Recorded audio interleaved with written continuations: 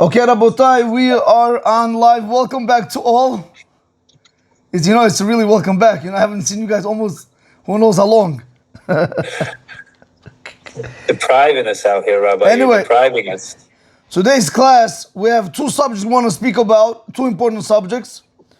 I pray to Hashem that we're going to be able to get it in. The first one we're going to speak about, what can one do in order to be able to be judged favorably by Hashem? Now this is a hard one, Jugarik. It doesn't require giving money, but it's a very hard one. Yaakov, welcome. What would that be, Rabbi? That's, you have to tell me, not I have to tell you guys. What's the question? The question is, what do I have to do in order for Hashem to judge me favorably? Oh, it's very easy. Judge other people favorably. Yeah. Who said it? Joey said that? Nice. Joey Diamonds. Elon, why did you say that, Elon? To make the class fast. That's okay. No, I mean, you want him to treat you well, you got to treat others well. Okay, Rabotai, it's very nice what Elon is saying. He's actually correct. I want to share with you a story, a very powerful story in Masechet Shabbat, on page 127, side 2. Even though what Elon just said right now is true, the Gemara says, the rabbis teach us, anybody who's able to judge their friend favorably, you should know in heaven they're going to also judge you favorably. It doesn't matter where you stand. You hear what I'm saying? I'm going to have to pin you, okay, if you don't mind. Forgot. Okay, now we're on. Now, Rabotai, as nice as it might sound, it's not easy to do. Richard, Richard, you should guys know, Richard's very honest. You should know Richard. Wow, I can't tell you how much Richard does. Okay, anyway, I'm not going to get into the topic now. Richard, I want to ask you. Richard got a paid subscription. No. What? I want to tell like this, Richard. When your wife upsets you, correct? Do we judge her favorably? Are you going to judge her? Be honest. I don't want to say Rubik. I know he's going to tell me my wife doesn't do nothing wrong. That's his everyday story. I need somebody who's going to tell me the truth.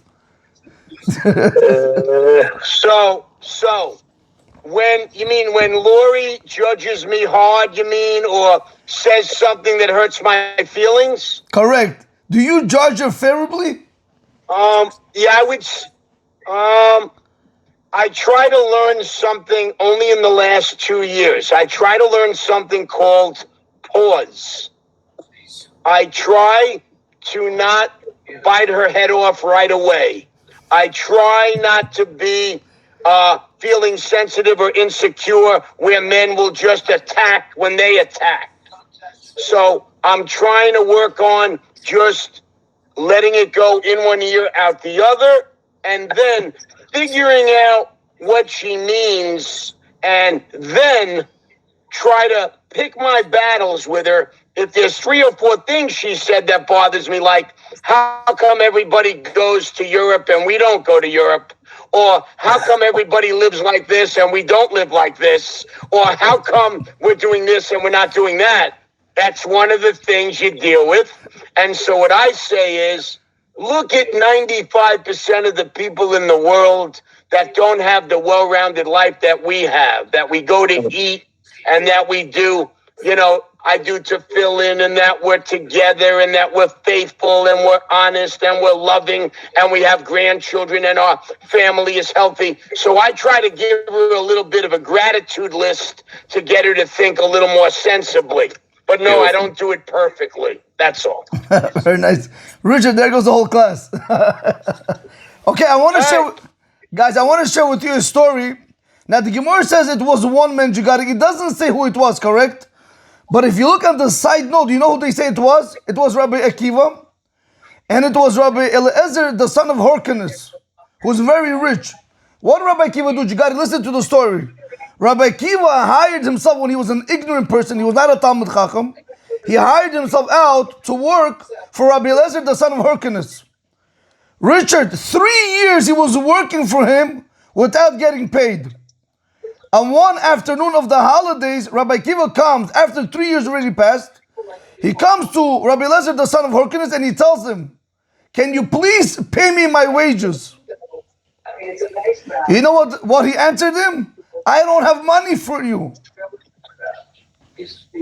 Okay. Rabbi Akiva said to him, okay, fine, if you don't have money, maybe you have some fruits for me that I can go home and feed my wife and my children. Rabbi Elazar ben Hyrcanus says, I don't have any fruits for you either. He says, one second, maybe you have livestock. You have a lot. Look at all these animals you own. You're a very rich guy. He says, I don't have that either.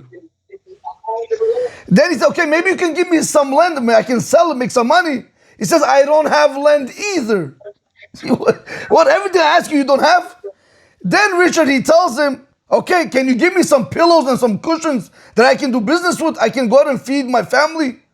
He tells him, I don't have anything. Rabotai, what do you guys think Rabbi Akiva did, Jigarik? What do you, imagine not getting paid after 3 years. What would go through your head? He thought positively, right? He thought that there was reason. That he believed in everything that this person said. Right, that's what you and I know. He's asking what would have happened. What would you have you done? Would you have spazzed? I would have foreclosed on him. Small claims. Did any curse? Foreclosed on him. Rabotai, you know what happened over here? Bad joke. Guys, after the holiday, Jigarik, after the holiday, Rabbi Elazar ben Hyrcanus, he went back to Rabbi Akiva. He took his pay. He took 3 camels, 3 donkeys with loads of stuff, food, drinks, and delicacies. And he went to Rabbi Akiva's house. He fed them, their wife, their children. He gave him his money. Now as they're sitting, Jigarik, he tells Rabbi Akiva, he says, let me ask you a question. When I told you I had no money, what did you think? How were you able to judge me favorably and not get upset with me? He says, I thought you had a very good business proposition where the merchandise was cheap and you went out and you bought it. So therefore I said, you have no money for me. Okay, he says, fine. What about when you asked me about animals and I told you I don't have the animals? What did you think? He said, I thought you hired it out, you rented it out to some people. He says, okay, fine. He says, what happens when I told you I don't have land? He says, listen, I thought you actually consecrated everything to Hashem. Basically, he went from one reason to another. And what did Rabbi Akiva do, Jigarik? Rabbi Akiva was giving reasonings to why he was not able to pay him. I want to read for you the language what Rabbi Elazar ben Hyrcanus tells Rabbi Akiva. He says, Ve'ata, and you, kishem shedanti lezuchut, just like you judge me favorably, hamakom yadin otcha lezuchut. May Hashem, makom literally means the place, which is Hashem, may He also judge you favorably. Now, a lot of us don't understand what is going on over here. By the way, it's halakha and Shulchan Aruch, that we have an obligation to always judge people favorably. Now, a lot of times things don't go for us the way we wanted, Jigarik. Do you know why? It's measure for measure. We don't really deserve everything that is coming to us. But if we want to be able to deserve it, that it should come to us, you don't know, your wife might wrong you, your friend might wrong you, it doesn't matter. Give them the benefit of the doubt. You don't know what they're going through. You have no idea why they're speaking the way they're speaking. Jigari, your wife comes home, correct?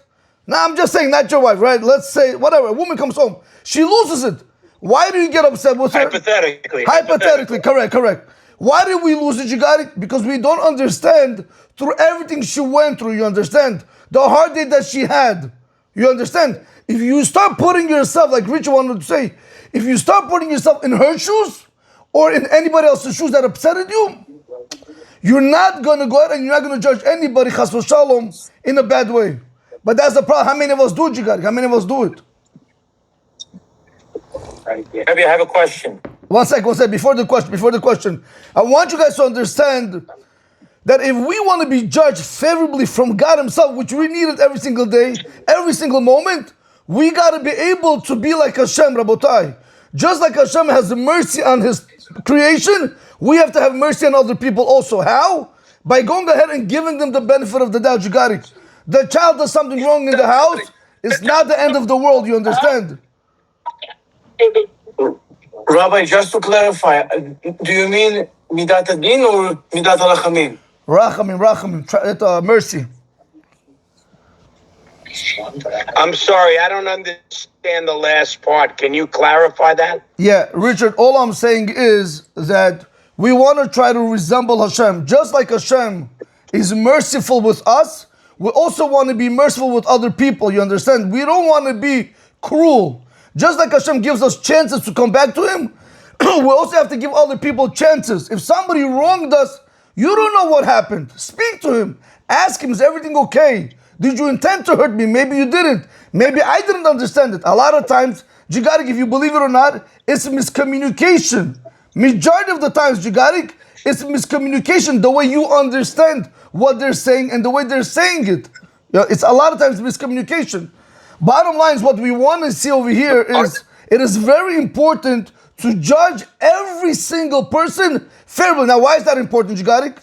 In the previous page, he says, whenever you do certain mitzvot, the reward is not given for this world. You know that, right? Mitzvot, when you do a mitzvot, the reward stays for the next world. You with me, Jigarik? But only a few of the mitzvot. One of them, right? A lot of people don't know. One of them is judging your friend favorably. If you're able to judge your friend fairly, you get rewarded in this world, and the principle stays for you in the next world. Can you imagine, Jigarik?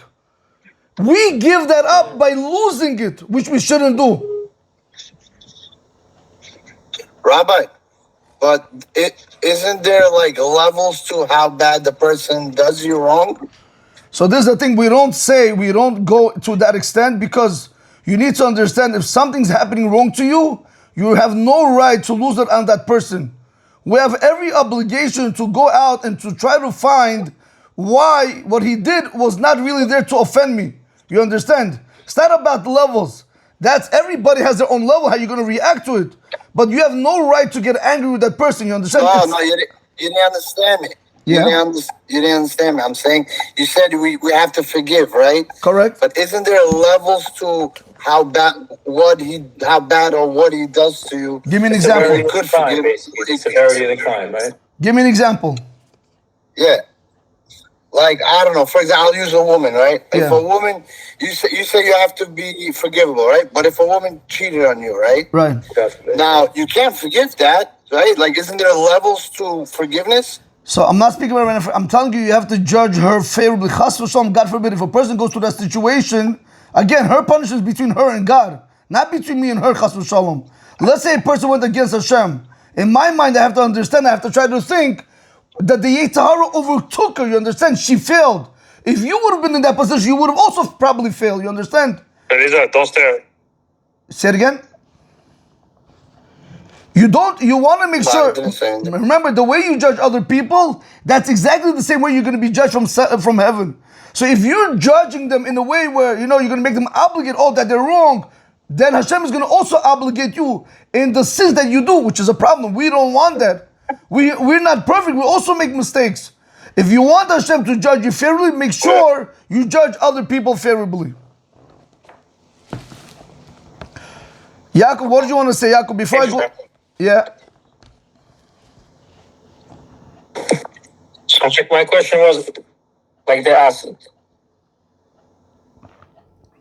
what if only when we're in a doubt? Meaning, let's say we come home and the dinner is not ready. We have to judge them favorably because we don't know why the dinner wasn't made, right? Correct. But what if we know for a fact that they wronged us? What do we do then? That's the question. When we're in doubt and when we know for sure. I like that.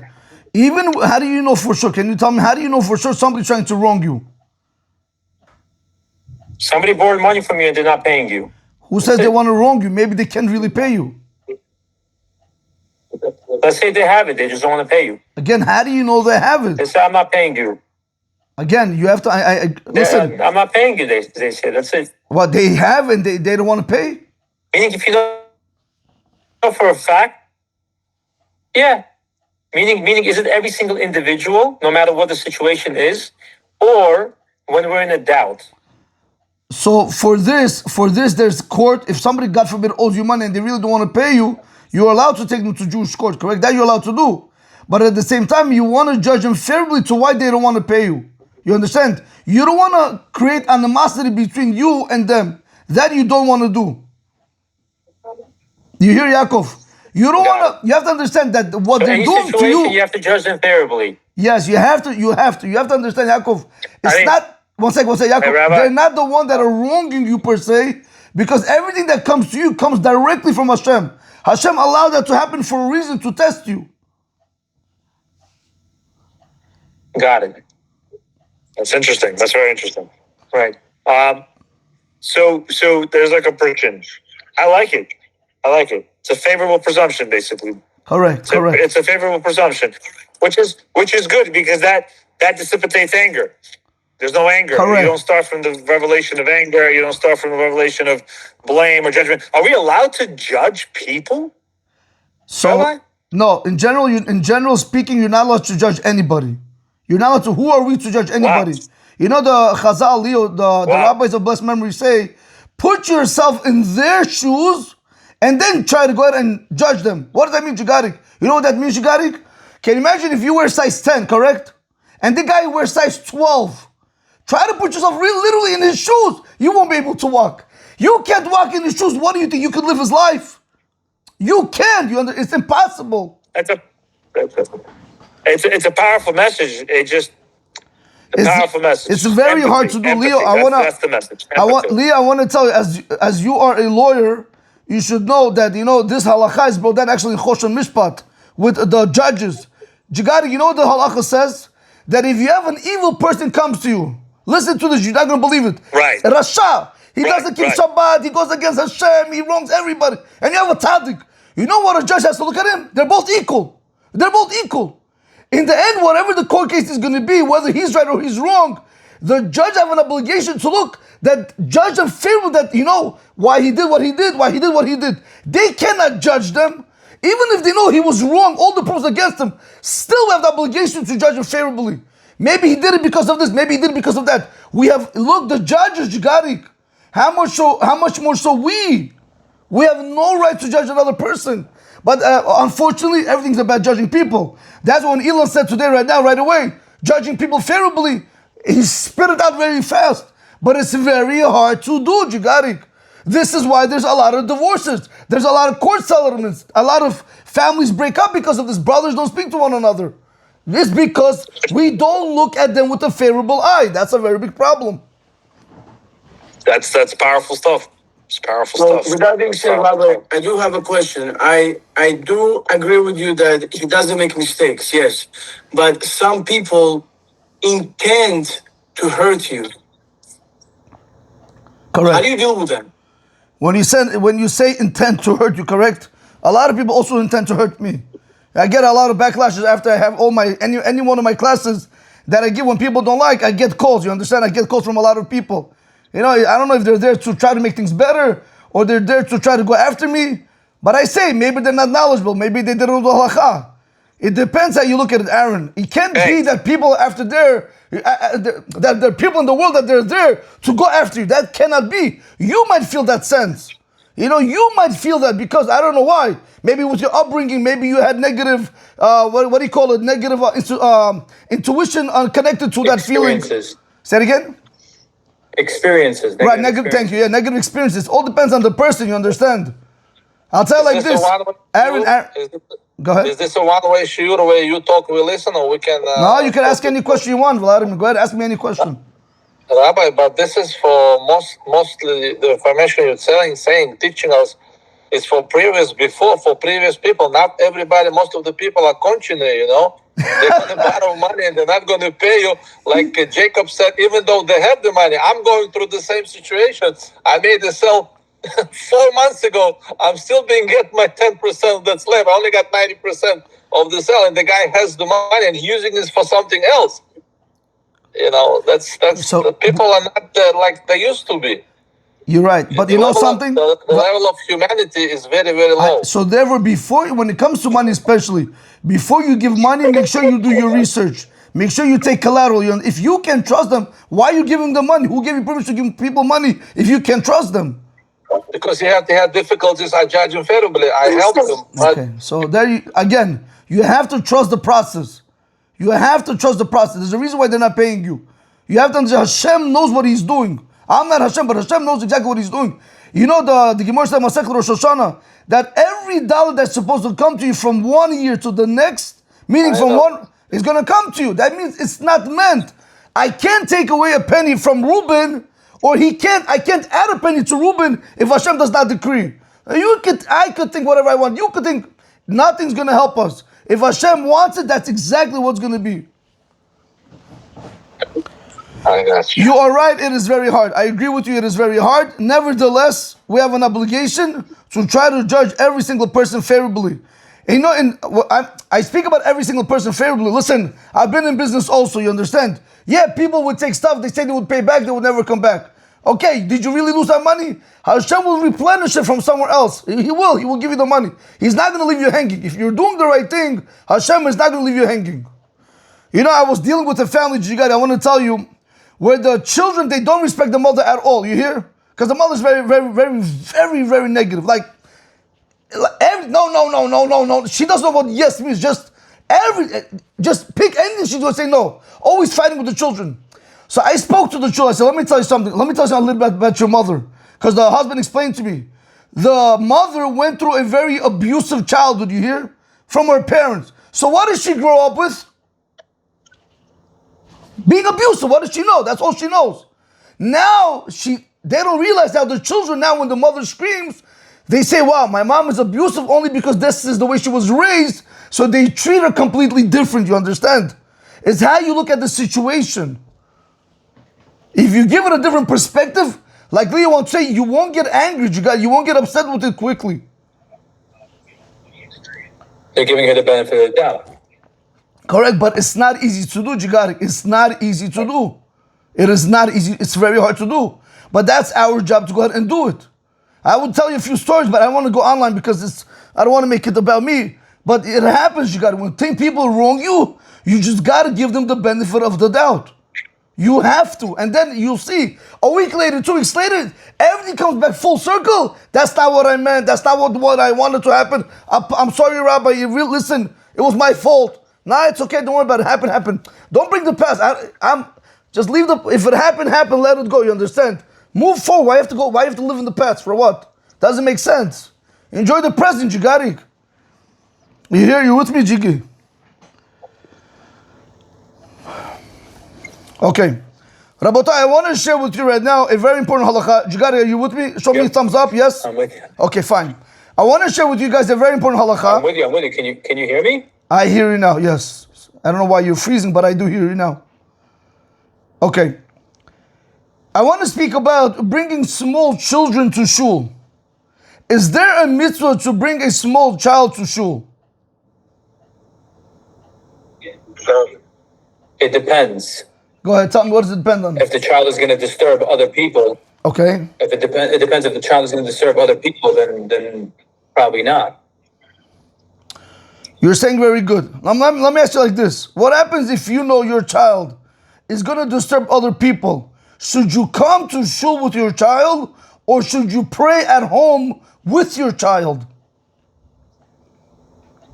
Oh, that's a good question. I don't know. Pray at home with your child.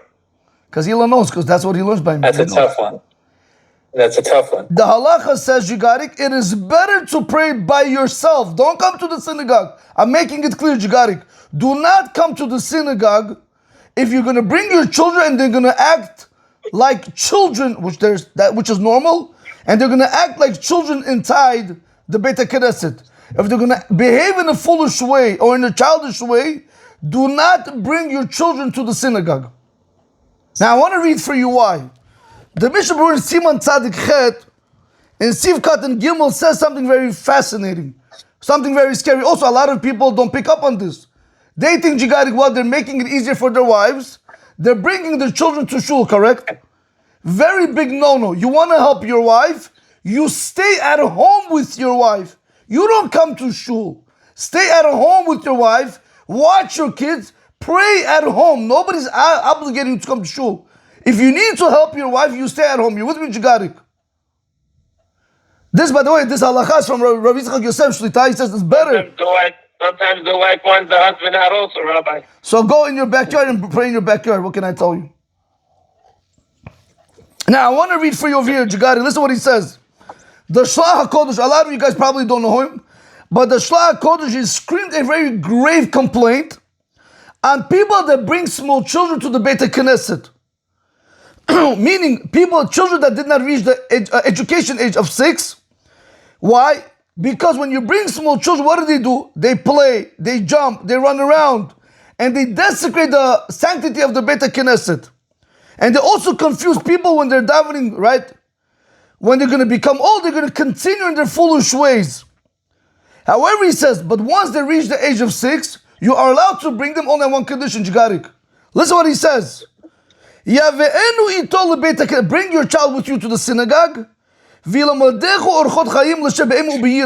You have to teach your child to sit next to you, Jigarik, with fear and trepidation. Meaning he shouldn't be running around. Do not allow him to move from his place. We do that. We do that, Jigarik, today. It's a very big problem. I'm telling them, this is a very big problem. You see, it's like a zoo. It's like a madhouse. Any shul you go, it's not good. The adult people, 67-year-old, they're sitting, learning, davening to Hashem, while the kids are losing their mind. What? What happened? I said, let's bring Noah in here. Noah's a good boy, by the way. Noah's a good boy, by the way. He sits next to his father. Now he says, you should be quick in educating your children to say Amen and Kaddish and Kedusha. Guys, 1 second. Rabotai, but listen what he says. You got it. Listen how severe this is. In Tanat Bilyahu, in the Yeshiva of Eliyahu, it was taught, Godel ha'onish yesh la'av, the great punishment that is coming to the father, shemaniach et beno la'anot devarim shel chevel v'tiflu bebeit HaKnesset. The great punishment that's coming to the father that allows his children to act careless in a synagogue. They speak the way they want. They do whatever they want. Jigari, let me ask you a question. Is it worth it for a father to bring his children to the synagogue now? Is it worth it? You're basically saying that it's a higher sin to bring them in. It's a high risk, Jigari. You're playing with your life. Is that correct? That's why it is better to pray at home. But can I share with you something? A lot of people are not going to like this, but I don't care. You know that? Do you know Rabbi Shimon Bar Yochai? Rabbi, you're breaking up, Rabbi. I'm breaking up? That's not good. Why am I breaking up again? Yeah, a little bit. You guys hear me now? There's a little bit of a lag. Did you pay for the Wi-Fi? I think you should be careful when you say that, G. You gotta check the bills. Mustaf, man, you're about to get in trouble, bro. You gotta be careful. Okay. You guys hear me? Jigari, you hear me well? It's in and out. It's in and out. Okay, in and out. Okay, you guys can listen to the shur because it's being recorded, okay? All right, I'm going to try my best. Jigari, you hear me now? Yep. Better? 1-1? Yes. Yeah, you're good. Okay, fine. I just moved my computer a little bit. Okay, fine. Do you know Rabbi Shimon Bar Yochai? Yes. Okay. Yes. Rabbi Shimon Bar Yochai, when he criticized the Roman government, openly saying, I heard of him. right, they only built infrastructure for their own interest, the government wanted to kill him, correct? What did he do? He took his son Rabbi Elazar with him and he ran away to the cave. Why in the world would he take his son and no one else? I'm about to throw a bomb on you, Jigari. You might not like him. Nobody's going to like this. You hear? We make a big mistake as parents where we put everyone and everything first but our children. This is the most gravest mistake that we can do. If anything, Jigarik, wherever you go, whatever you do it with your son, with your daughter. They have to be your number one priority. You have to be able to show them what's right, what's wrong. That's what the halacha says. If they're going to disturb, stay home with them. They're more important. Show them the proper way. Abba is home because we are going to make noise. Educate them the proper way. You have to understand, Jigarik, if Rabbi Shimon Bar Yochai took his son with him, he was afraid if he's going to leave him unattended. Who knows where he's going to end up? Are we Rabbi Shimon Bar Yochai? No. We're not afraid? We're down like tzaddikim. Where are our children?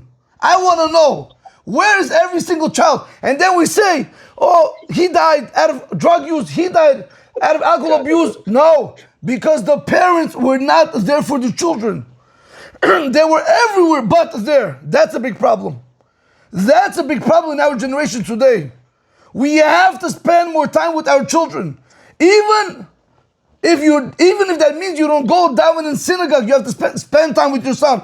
Daven by yourself.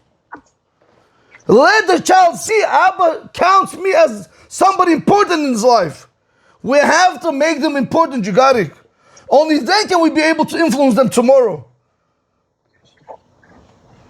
And that's why the halakha states, if you can't bring your child and he's going to sit next to you, not bring your child, let him come, let him down because you have to educate him. But if not, stay home.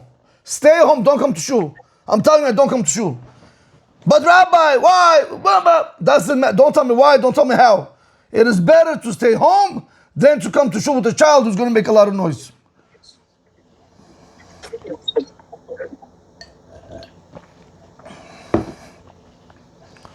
I do have a but though, Rabbi. Yeah, let me hear your but, you got it. I'm just thinking, because kids are supposed to be kids, especially boys. For example, my son, when he comes to shul, he looks forward to enjoying the time with his boys. Yeah. He looks forward to the cholent. He looks forward to the candy, right? I feel like tomorrow, subconsciously, it's going to make it easier for me to make sure he keeps going to shul. He's praying in shul. He's observing Shabbat and all that good stuff. So if you put it on a pedestal... Not during prayer. Not during prayer. Not during prayer, Yeah, what does that mean? That means in the middle of, a little after prayer, I got to run to pick him up, drop him off. You know, it's... You stay home, I just told you, Jigari. You stay home. Yeah, but then how do I teach my son the beauty of being in shul? By educating him, we have to be quiet. We have to show respect to the synagogue. Let me ask you a question, Jigari. In your business, you're going to allow your children to run around? Or a person who's a heart surgeon, he's going to bring his children? I tell my wife sometimes to take my daughter to her school. She's a teacher. She doesn't want to. Why not? What's going to happen? Why, when it comes to these holy places, we don't understand their sanctity? That means if our children want to play, that means they're not old enough to understand the sanctity. So stay home, no problem. When they're going to grow up, bring them in. No big deal. I'm not telling you to make them hate the Torah, but show them the beauty of it, how we have to show respect. By now, Jigari, by the way, this is for children. But how much more so we, Jigari, when we come to shul and we speak chas v'shalom, I'm not speaking about myself, I'm just saying, when a person comes to shul and he speaks in shul, that's a very big problem. It's a very big problem. The punishment is very great. Jigari, let me tell you like this, Jigari. If a person had $100 million in his bank account, correct? Listen to what I'm about to tell you. I promise you, the guy that speaks in shul, he would have wished to give the $100 million away, not to feel the pain that he got because of speaking in shul. You understand what I'm saying or not? These big dogs think they can speak in shul and do whatever they want. They got it wrong. They're going to be on their knees. They're not going to know where the pain is coming from just because they spoke in shul.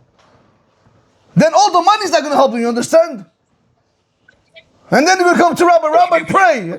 Pray for what? The prayers can go up because you're speaking. Pray for what? Rabbi, from Baruch Shamor until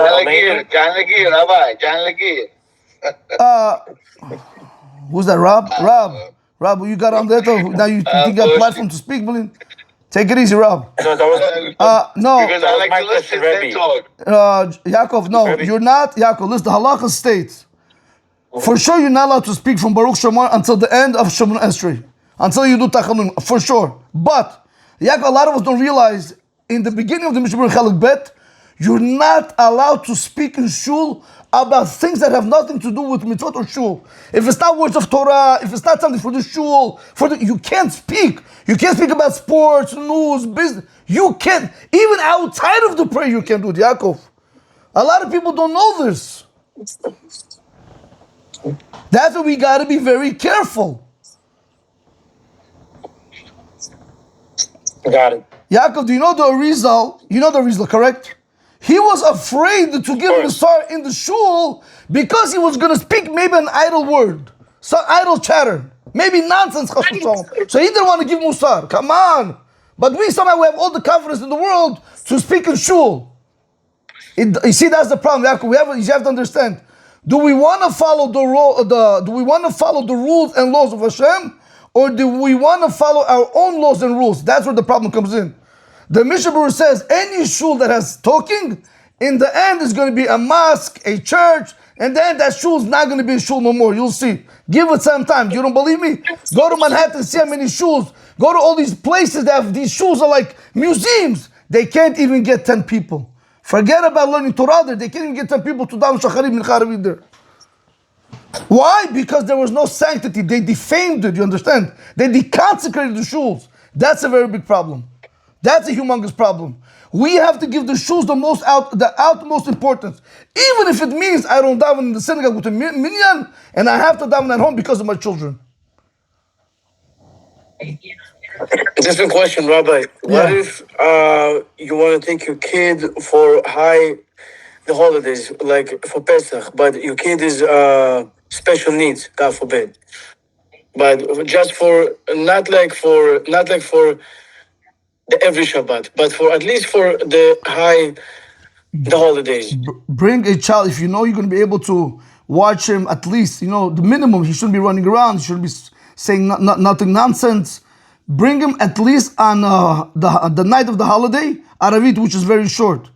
Don't bring him for Shacharit. Shacharit is very long, he's going to lose it. The selling itself is how long? An hour, half an hour? No. Just for the Erev Chag. Bring him, you can bring the child. If you have to tell your wife, please come pick him up later, or you have to go home, you get up and you go. If he can be there 5 minutes, 5 minutes. Educate him little by little. Look, listen, if he starts misbehaving, we're going to leave the shul now, because this is not what we do. And then you have to literally take his hand, get out, and get up and get out. You don't say in shul. No, Rabbi, I'm not talking about a normal kid. Like some kids, they have special needs. I understand. We have to, even a special need child, we have to show them the kiddush of the shul. You can bring them for Aravit, where the time is very short. They're going to daven very fast, and from then you can go home after. Shacharit is too long, you understand? Shacharit, they're going to lose their mind. Of course. Understood. Okay? All right, if you guys have any questions, I'll take it. If not, we will conclude over here. B'ezrat Hashem, I will see you guys tomorrow.